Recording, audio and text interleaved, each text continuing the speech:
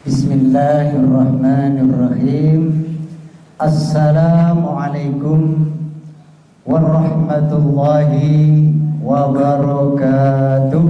Waalaikumsalam warahmatullahi wabarakatuh.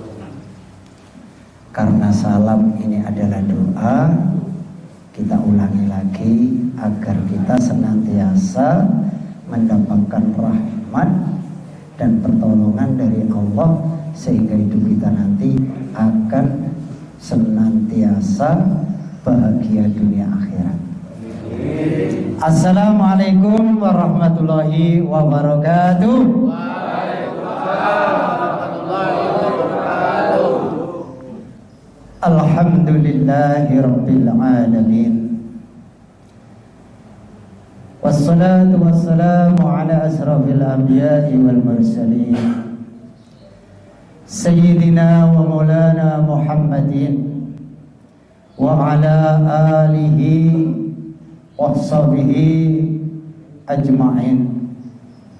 Allahumma salli wa sallim ala Sayyidina Muhammad miftahi babir rahmatillah adada ma fi ilmillah salatan daimaini bidawami mulkillah wa ala ali wa sahbihi ajma'in. Amma ba'du. Yang saya hormati, saya muliakan jamaah majelis taklim Masjid At-Taubah Lapas 2 Kabupaten Magetan yang dirahmati oleh Allah Subhanahu wa taala. Senantiasa kita bersyukur kehadirat Allah Subhanahu wa taala karena pada hari ini kita dikumpulkan, dipertemukan dalam suasana di mana kita dibangga-banggakan oleh Allah di hadapan para malaikat-malaikatnya Allah. Allahumma amin. Sebelum melanjutkan kajian kita, saya nanti gak panjang-panjang, 15 menit atau 10 menit saja. Yang penting apa yang kita pelajari bersama nancep dalam hati dan ada niat untuk mengamalkannya. Itu yang terpenting. Ngerti dipakai? Jadi kita ini Allah Subhanahu wa taala menurunkan ayatnya itu adalah Iqra pertama. Artinya apa? Baca. Artinya apa? Kita suruh belajar agar hidup kita ini tidak akan tersesat. Hidup kita ini tidak akan salah arah kalau kita senantiasa duduk di dalam majelis ilmu. Bahkan Allah Subhanahu wa taala memberikan keistimewaan yang sangat besar. Orang yang duduk di dalam majelis ilmu seperti ini, paham tidak paham atau tidur, kalau ada di dalam majelis ini dapat pahala seperti sholat 1000 rakaat. Loh, seneng betul? Paham gak paham ngantuk, ya toh, keturun. Podo karo wong duduk berkat iku lho, Pak. Jenengan nek tahlilan teng kampung nggih.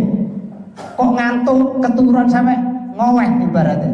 Terwaya duduk berkat kira-kira digugat diwenehi mboten? Diwenehi. Begitu juga dengan hadir panjenengan di majelis ilmu. Paham ndak paham dapat pahala salat 1000 rakaat. Jenengan salat sing 5 waktu urung tentu diterima. Mergo apa? Eling tentang dunia.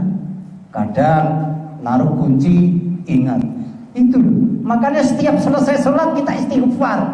Loh, bar sholat kok istighfar? Kena apa? Sholatnya awak dhewe niku lho derek bener, maka diistighfari. Paham nggih? Bar berbuat apa kok malah tobat? Loh. Wong awak dhewe iki sholat nek gak jamaah niku lho, mesti pikirane nang ndi. Terus mboten? Iki walaupun kiai sing dudek kaya apa gak iso. Apa maneh? Kemarin ada yang sering dengar sahabat Ali dikatakan sholat khusyuk kali Kanjeng Nabi. Saat sholat khusyuk Kanjeng Nabi Ali lho, saya sanggup sholat khusyuk dapat hadiah serbannya Nabi. Bisa khusyuk 1, 2. Ketika mau salam itu, nong pikirannya ini, wah aku kok milih sing ijo. Loh, apa maneh kita ini Jadi sholat khusyuk niku wangel.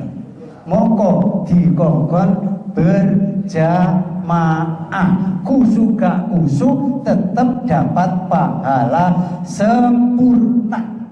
Dan ini lho, saged dipahami ya. Jemaah yang dirahmati Allah Subhanahu wa taala, kita akan cerita tentang bagaimana Allah Subhanahu wa taala memberikan rasa sakit kepada diri kita. Jadi setiap manusia yang hidup di dunia ini akan diuji dengan rasa sakit. Dan rasa sakit ini bukan menyiksa hamba, tetapi rahmat karunia, ada hikmah di balik itu. Nah ini kalau kita punya iman, punya ilmu, apapun yang ada di dunia ini, apapun yang kita rasakan di dunia ini, isinya happy, gembira, syukur. Maka orang itu diperintah tadi, yang pertama ikro, belajar, benora, urip iki senengane gersulo. Sangat dipahami ya? Ini intinya kita belajar. Ini intinya kita memahami ayat-ayat Allah, memahami ayat itu hadis-hadis baginda Nabi Muhammad sallallahu alaihi wasallam. Maka belajar itu penting, napa penting? Penting. Lu paham gak paham itu oleh ganjaran 1000 rakaat. Padahal kita sholat jamaah, sholat tarawih 90 rakaat gak karu-karuan itu lho, derek sakit sempurna pahala.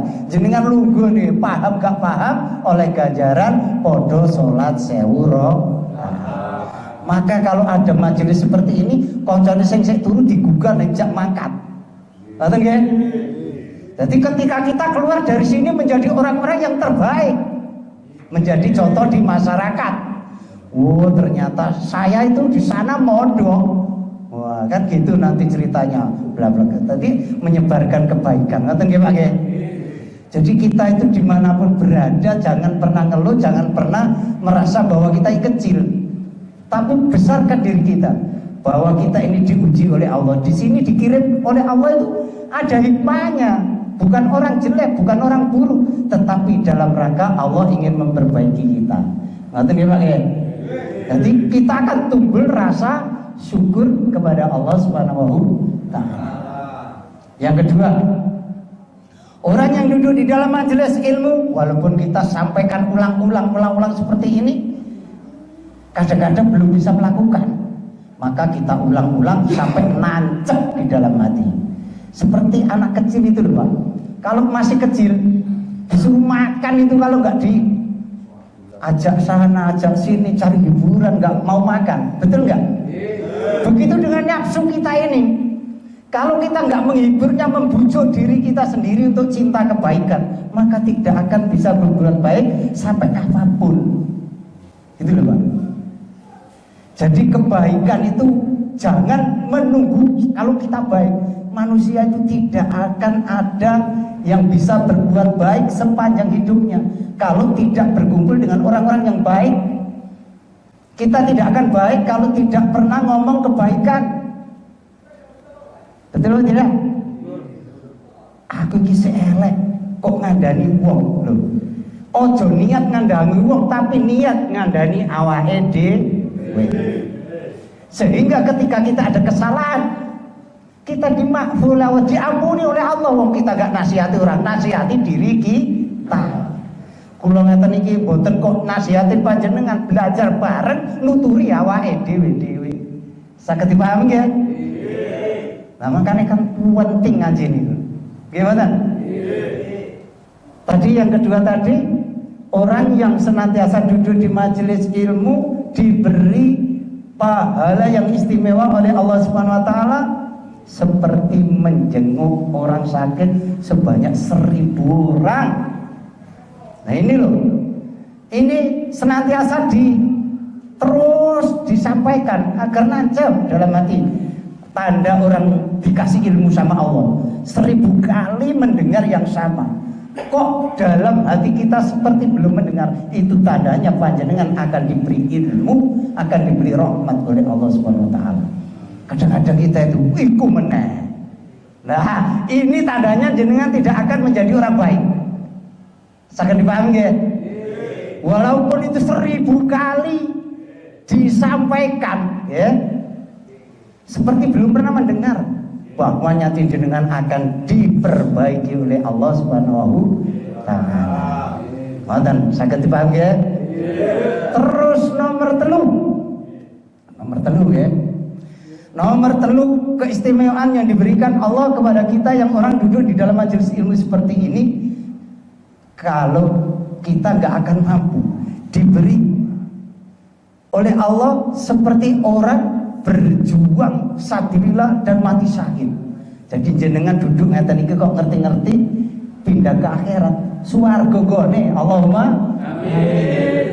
Maka kita ini dalam hidup ini senantiasa terus punya niat untuk senantiasa mengamalkan ilmu dan mencari ilmu, sehingga hidup kita akan bermanfaat minimal untuk diri kita dan umumnya untuk keluarga kita dan masyarakat sekeliling kita. Ngerti ya? Kemudian kita menginjak kepada rasa sakit tadi. Rasa sakit tadi Allah senantiasa memberikan dalam kehidupan kita ini, tidak mungkin selamanya sehat, pasti akan mengalami rasa sakit. Dan rasa sakit itu harus kita syukuri karena ada hikmah. Nah, ini hikmahnya apa loro ono hikmahnya. Nah, makanya kita ngaji bareng, ben paham. Terus nek paham bisa syukur. Ngoten nggih, Pak. Yang pertama, Allah Subhanahu wa taala itu mengutus 4 malaikat kalau orang mau diberi sakit itu. Malaikat papat itu dipanggil sama Allah. Malaikat yang pertama dipanggil di dalam, ya Allah, kowe mudhun nang donya, hambaku yang aku beri rasa sakit, yang pertama kamu cabut rasa nikmat makanan di dalam dirinya. Nah, dadi nek ana wong lara iku mangan sate ya pahit. Nggih, mangan sambel ya pahit. Nggih. Niku mergo malaikat ngutus rasa nanggone awake menungso niku dicabut. Dadi rasa panganan apa gak enak. Leres mboten? Nah, niki. Terus nomor loro, malaikat nomor loro diutus kalian Allah. Kaya mudhun nang donya. Wong sing duwe kekuatan kuwi malaikat cabuten kekuatane. Dadi wong nek rasa lara mesti awake tambah kuat apa tambah lemes? Nah, itu tugas malaikat, dicabut kekuatane. Nggih. Terus nomor 3, malaikat wong sing tak kei lara cabuten keceriaan wajahnya. Jadi wajah itu dadi pucet. Nggih napa? Niku tugas malaikat nomor 3. Terus tugas malaikat nomor 4, malaikat hambaku yang kuberi rasa sakit itu kamu cabut dosanya hingga bersih tanpa noda, tanpa ada dosa, seperti bayi lahir. Allahumma amin. Loh, berarti ono hikmah lan manfaatipun bagi kita semua. Jadi kalau diberi rasa sakit itu jangan salahku opo kok aku dikei loro. Padahal jenengan iku diilangi dosane. Allah ngilangi dosane supaya jenengan dadi wong sing resik, dadi wong sing apik, dadi wong sing seneng syukur dumateng kasih sayangnya Allah. Maka la in syakartum la azidanakum wa la in kafartum inna adabi lasadid. Sapa wong sing gelem syukur nikmat, mongko nikmat ditambahi terus kalau Gusti Allah. La azidanakum wa la in kafartum. Lah, kamu kalau enggak mau syukur, kufur, nikmat loro gak syukur, nikmat waras gak syukur, dadi wong melarat gak syukur, dadi wong sugih gak syukur. Maka inna ada bila sak temene siksa utuh banget lorone. Tapi juga penderitaan malah. Maka supaya kita ini hidup ini senantiasa ada hikmahnya, selalu banyak syukur kepada Allah. Jadi apapun yang diberikan Allah harus kita syukuri. Kemudian malaikat 1, 2, 3 dipanggil lagi sama Allah. Malaikat 1, 2, 3, kowe tak kei tugas. Dadi nek wis ape dikei waras, malaikat 1, 2, 3 mati dipanggil karo Allah. Rasa sing gak enak mang balikno. Ben iso mangan enak maneh. Ngoten kok mboten syukur niku, disyukuri. Kabeh niku nek duwe ilmu niku enak isine sewenang to. Terus mboten. Dadi ora grentes urip donya. Manut Gusti Allah uripmu bakal enteng. Manut Gusti Allah uripmu bakal penak. Lah awak dhewe iki kebanyakan ngeyel iki karo Gusti Allah, aturane Allah. Monggo urip awak dhewe mboten enak. Terus mboten? Nah iya, kalau kita renungkan dikai apa pokoke syukur mesti penak urip awak dhewe. Kadang-kadang niku mboten gelem syukur. Akhirnya kan timbul urip niki mboten enak ngoten. Dadi malaikat telu ya, wau nggih, sing dikai tugas ya. Terus nomor 2 malaikate dikongkon balikne wajahe sing pucet mau dadi sumringah meneh, dadi nyenengke meneh. Nah, terus nomor 3 malaikat dikongkon balikne awake niku kuat meneh. Dan malaikat nomor 4 iki mboten dicel lho. Toleh ngoten niku. Akhire niki ben jenengan mudheng gamblang ngoten lho. Nggih. Akhirnya malaikat nomor 4 niki memberanikan diri sujud di hadapan Allah. Ya Allah, malaikat 1, 2, 3 mbok balik nih. Kuwabelah aku kok ora mbok utus balik nih dosane.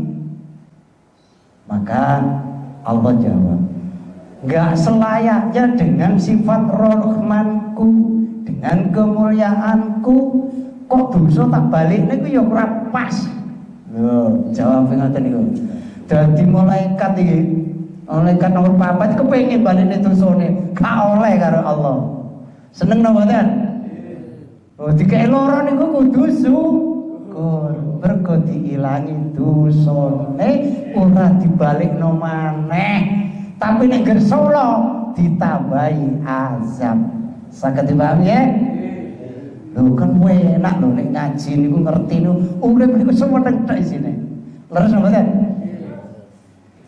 Terus kelanjutannya yaitu lah terus dosane tak ganti ya Allah. Saya taruh mana dosa-dosa orang yang sudah mencabut ini? Gampang. Kamu buang di lautan.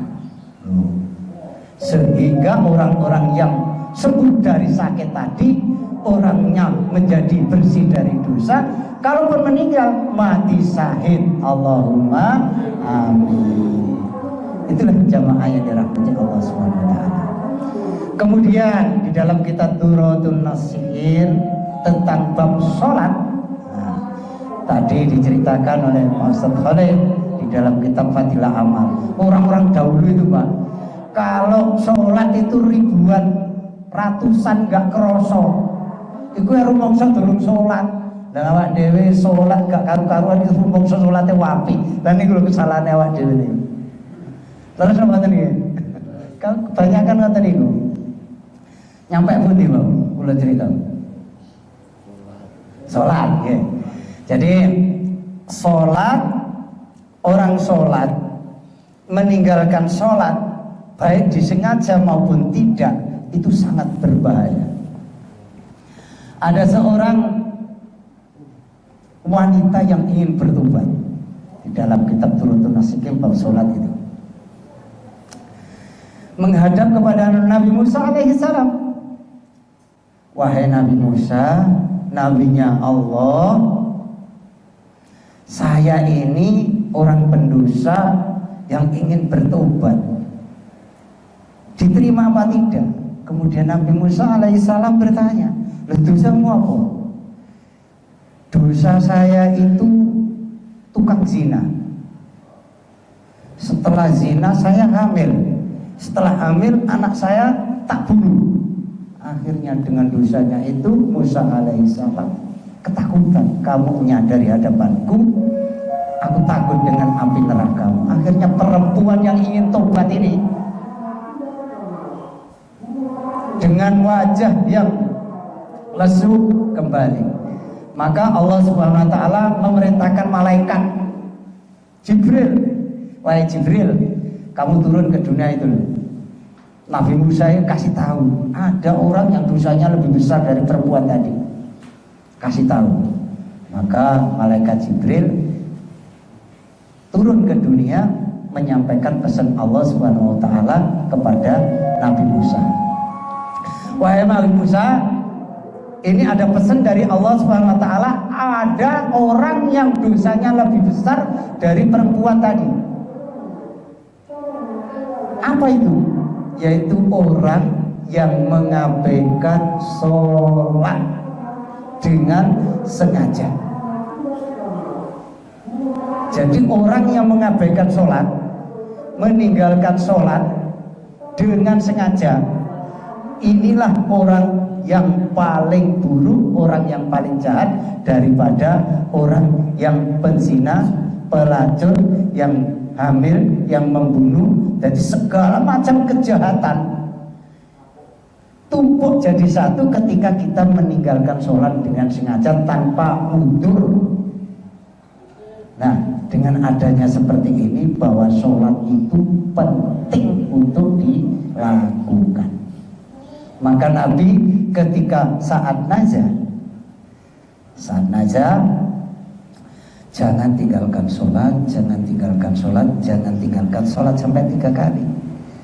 Bahwa sholat itu penting.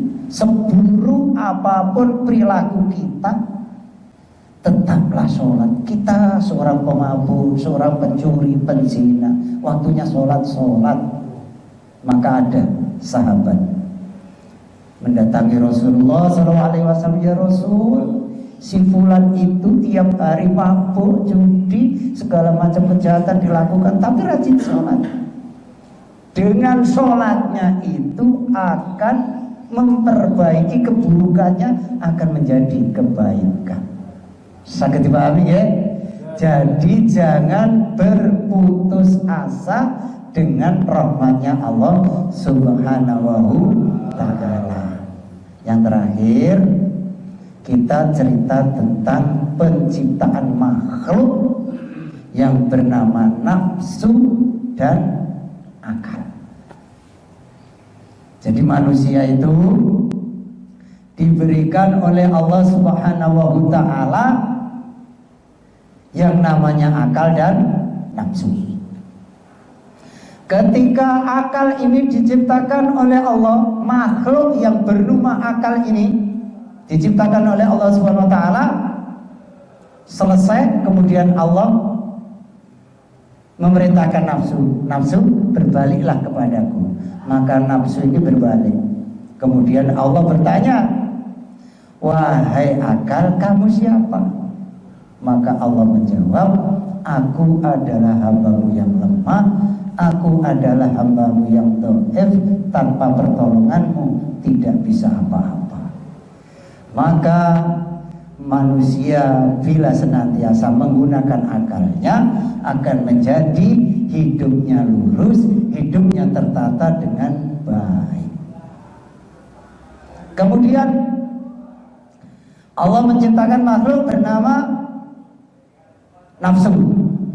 Ketika nafsu diciptakan oleh Allah selesai, maka akal ini diperintah oleh Allah, wahai nafsu, ya nafsu ya, nafsu berbaliklah kepadaku. Maka tidak mau ini nafsu ini.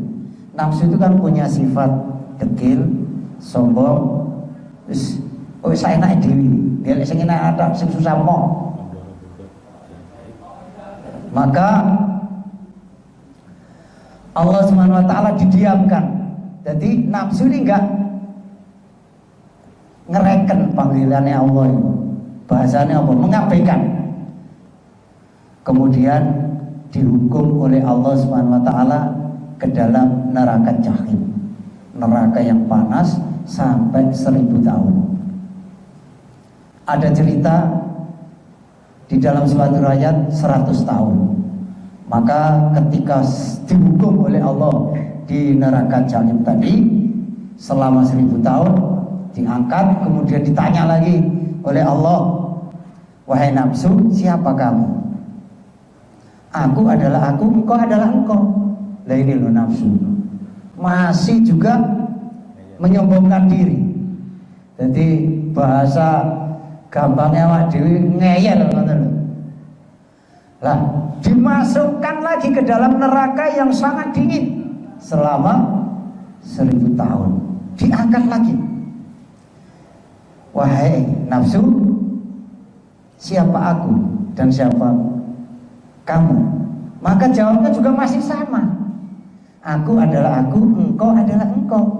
Maka dihukum lagi sama Allah di neraka yang namanya neraka neraka kelaparan. Maka dihukum 1000 tahun. Setelah itu diangkat lagi. Barulah nafsu ini mengakui bahwa Allah itu yang menciptakan, dia adalah lemah. Maka inilah ceritanya orang diperintahkan untuk berpuasa agar bisa mengendalikan hawa nafsunya. Jadi kalau kita ini nafsu kita ini nafsu alamat ya.